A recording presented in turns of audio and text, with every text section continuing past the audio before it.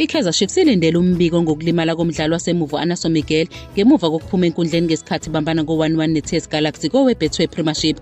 Ukulimala kwakhe kufika ngesikhathi esibi ezinsukwini ezimbalwa ngaphambi komdlalo wabo obalulekile weNedbank Cup abazowudlala neMamelodi Sundowns ngeSonto. uMiguel ube ngomunye wabadlali basemuva abathembekile beChiefs kule sizini. Uqala imidlalo ngo-26 kuyona yonke imiqhudelwano, ukhishwe ngesombe sesibili ngaphambi kokuthi iGalaxy ithole igoli lokulinganisa okwenze isimo sakhathaza kakhulu iqembu. iChiefs isivele ilahlekelwe kuRashid Dodley kuze kuphele isizini, ngakho ukulimala kukaMiguel kuyakhathaza kakhulu. Ube nobudlelwano obuqinile noGiven Msimango kwezokuvikela, kanti ukulimala kwakhe kuzolilahlekisela kakhulu iqembu.